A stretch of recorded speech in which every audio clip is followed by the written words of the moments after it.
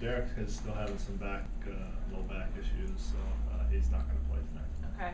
Any update on his condition? He told us last night that he believed that nothing was structural. Has any of that changed? I think he's right now. He went off to get an MRI just to make sure that there's nothing structurally wrong, and then he'll start to continue working with the trainers and trying to get him back for our next game.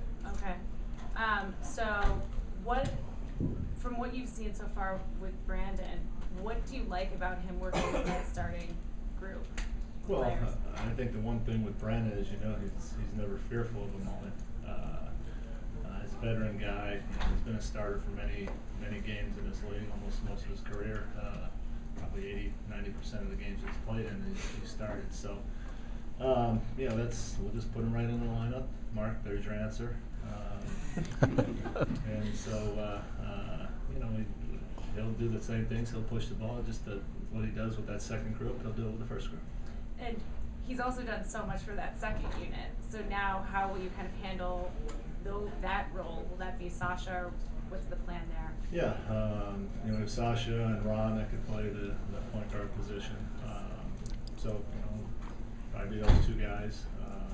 Brandon may play more minutes than usual. Maybe we get him out earlier so we can get him back in with that second group. We'll just see how the game flows along.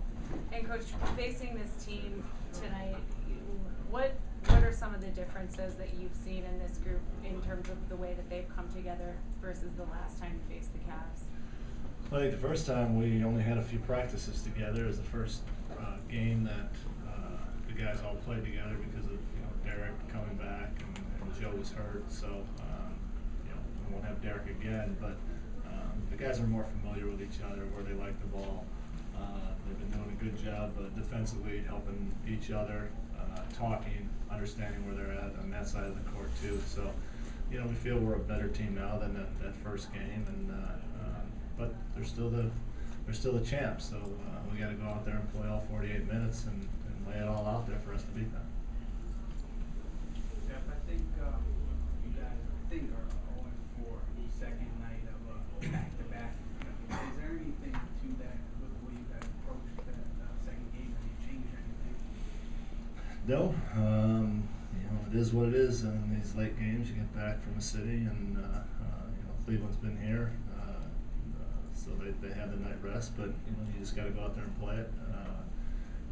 We've talked about maybe shortening minutes for guys, not keeping them out there so long. Maybe in 5–6 minute stretches, but you lose a little continuity of those guys playing together when you do that. So, again, we'll have to see how it is, and we'll keep an eye on the guys. Except for Carmelo, I don't think anyone played real big minutes last night. So, we'll keep an eye on him and see if everybody can step up. That minute shortening for the second game, or thinking about it in the first game for the second game? No, it just happened. Our bench in the second half did a great job for us last night, so that allowed us to keep some of the guys on the bench a little bit longer, the starters. So that's what you hope on back-to-back games. Is your bench gives you a lot of life, a lot of energy. We're going to need that again from them tonight. Jeff, with the bench in mind, are you surprised at the depth and versatility that you've seen so far this year? Surprise, I don't think is the right word. Again, like I said before, these guys are in the NBA for a reason.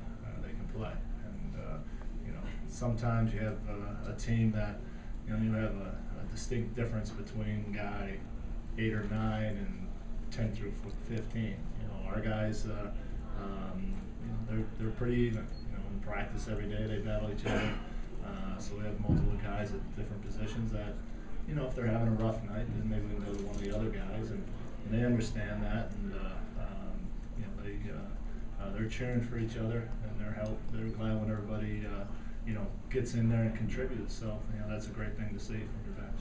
Jeff, what are the concerns defensively with all the weapons the Cavs have? How do you slow them down? Well, I think it's the old story. If you're going to give up, you can't give up layups and threes. You can't give up. For us, we can't turn the ball over. We have way too many turnovers. When they create a turnover, it's usually a dunk or a three-point shot for those guys. So we really have to limit the turnovers. If we can keep that down in the 10 to 12 range, that'll be helpful for us. We got to get back in that transition, and then not be a reactive. I think sometimes we react. They make a pass. Now we're going to move to that shooter. By then it's too late. They're too good a shooters. So we got to anticipate these passes a little bit better and really close out on the shooters. Especially with the three, special emphasis there, getting out there the way they shoot the three. Well, yeah, they make a lot of them. Phil did an interview where he said that Carmelo has a tendency to stop the ball movement, and I was just wondering, he can hold on to the ball and it makes everybody else stop around him. What have you seen from him, and what do you make of Phil's criticism? Yeah, I think there's probably times that happens, but then there's other times when he does what he did last night and just carries it. So it's a fine balance. He's a star player who can really create his own shot from that mid-range area. So sometimes when we talk about maybe moving the ball and holding it, maybe it's a second or two too long for a normal guy, but for Carmelo it's fine because he can make that play. So. We just got to make sure that the other guys understand, they still should cut. And Carmelo, when we keep going to him at those spots, he'll make passes out of there, and that's when we'll become really good. He did it last night. They tried to double him once, and he just threw it right, I think, to Courtney for a wide open three. So he's willing to pass that ball if they come double him. So that's teams force 4-on-3 opportunities with pick and rolls. We just do it with Carmelo. Jeff, is Channing Frye look the same as when you had him? What he's doing? Yeah, he makes it threes. We always said when we had him in Phoenix that he's a pretty good post-up guy, and I think this year he's probably rolling more than he has in the past, getting that ball in that kind of that mid-range or going into the post-up, and he's making plays out of there. He's long. He knows angles. He knows how to get the ball in the hole. So. That's no surprise what he's doing. Do you expect to have the results of Derrick's MRI tonight? I'm not sure on that one. I would have said I don't know how long it takes to get an MRI result, but I guess I couldn't say. Was there a thought of doing it this morning? Pardon me? Was there a thought of doing the MRI this morning, or did you guys do it after he kind of tried to get loose? No, I think he came in early today. We got back pretty late, so he didn't know how he was going to feel today, so he got his sleep and then came in early and saw the doctors, and they did a lot of testing on him, and it was still pretty sore, so they just sent him the kind of precautionary to make sure before they get going on their other treatments. As of now, is he on the plane with you guys tomorrow, or is that? Well, that would be the plan, yeah. Jeff, Derrick said that you guys run triangle late games situations. Why is that the right time for you to go to that? Well, I think it gets us, when we do it properly, it gets the ball into the guy's hands we want, in an area that we want. It's not a scramble. Sometimes if you run the early offense, the stuff we do all game, your shots could be mostly outside shots, if you don't really attack, and the team does a good job defensively. So when we do run it, it leads us to not get scrambled, kind of settle down a little bit, and it's a good balance, I think, that what we've been doing. Jeff, scoring's been up this year across the league. LeBron said today, shoot around the field, like back to the 80s basketball receive, scores in 140s, 130s.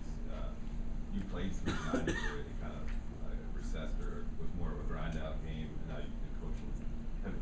When did you notice the change, or what do you think could you peg that change up?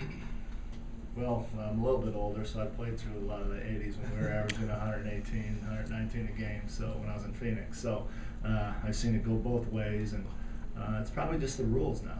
The rules with the touching, you can't hand check. They call a lot of that stuff, so it's 3-pointers has helped probably increase it a little bit, although I go back when we were scoring all that, we only shot maybe 4 threes a game. This guy shot a good percentage from the mid-range. So, I don't know. I think it's just the pace is probably a little faster. Guys are getting up and down the court and not working the ball around as much. So there's probably more opportunities in the game. That's kicking the scoring up. One of the things you guys struggled with in that first game against Cleveland was the wing guys coming pretty far into the paint and not really being able to get back out to the shooters on the outside. I think they took like 35 threes. Do you feel like they have a better handle on how far in you want them to come before getting back out to their guys in the wing now? Yeah, some of that is a feel. Sometimes you can start thinking, oh, man, that's LeBron. I got to get in there, else he's going to go in and dunk it. And then he kicks. LeBron does a very good job at knowing when you're moving in, and then he just kicks it at that right time, and you can't get there. And other times when we watch the tape, the guys are helping in there when there's really no need to help. There was, not the need to go all the way into the middle of the lane. So again, we've probably these last, 8 games or so, we've done a much better job of things like that. So I guess we'll find out tonight against one of the best teams out there. All right, thank you.